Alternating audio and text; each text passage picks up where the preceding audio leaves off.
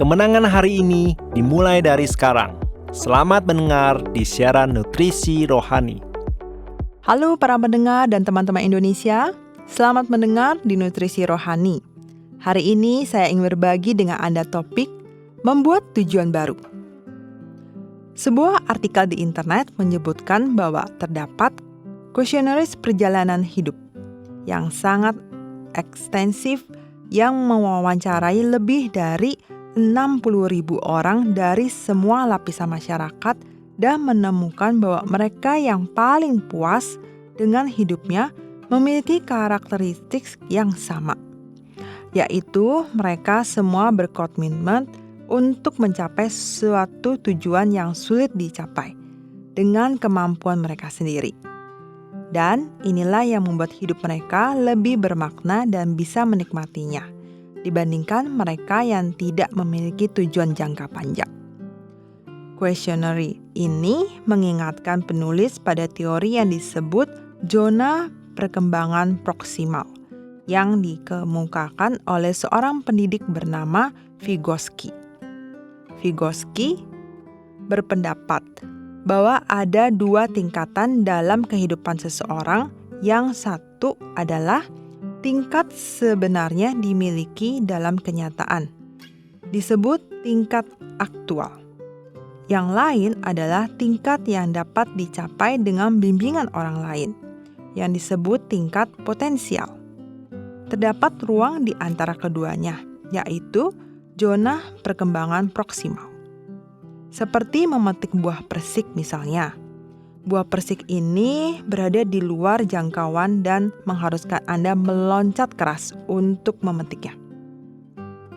Dengan kata lain, ketika kita belajar menetapkan tujuan kita di zona perkembangan proksimal yang lebih tinggi dari tingkatan kita sekarang ini, dan terus berusaha mencoba memikirkan cara untuk mempraktikkannya, kita bisa terus berkembang tanpa henti.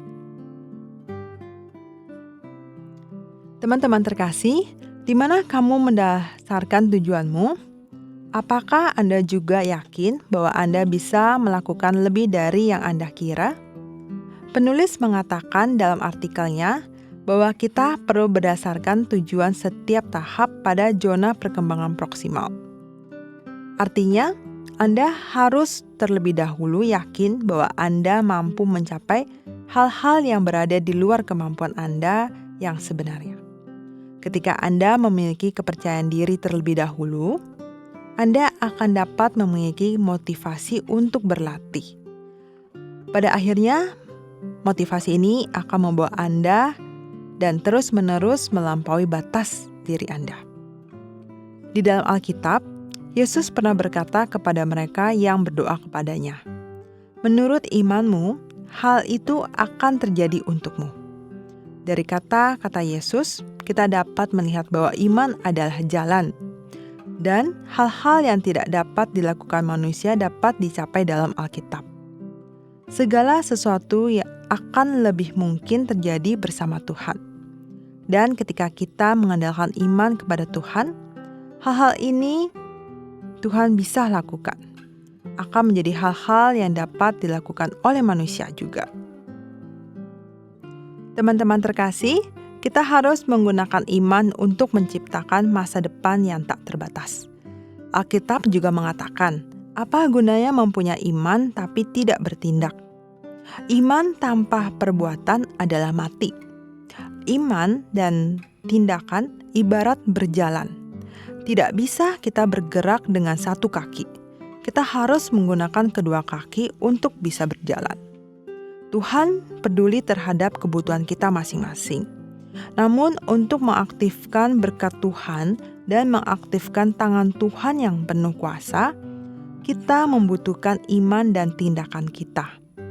Hari ini, marilah kita menggunakan tindakan dan iman kita untuk membawa kuasa Tuhan bersama kita.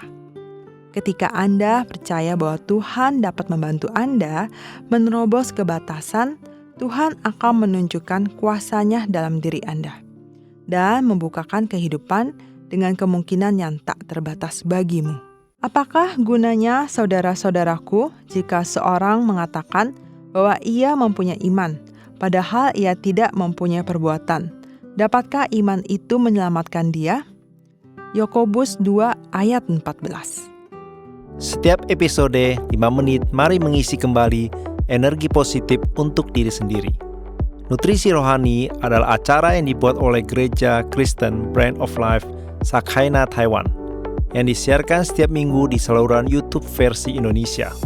Disiarkan kepada Anda yang sibuk dalam kehidupan sehari-hari, supaya bisa mendapatkan dukungan spiritual untuk pulihkan semangat Anda. Anda juga bisa berbagi saluran YouTube kepada teman dan keluarga Anda, sehingga mereka juga bisa mendengarkannya.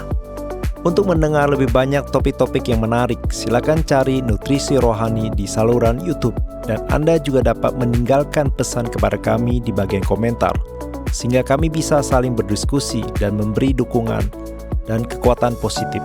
Kalau Anda merasa video ini bermanfaat buat Anda, jangan lupa klik like dan tekan tombol lonceng untuk subscribe acara ini. Terima kasih dan sampai jumpa.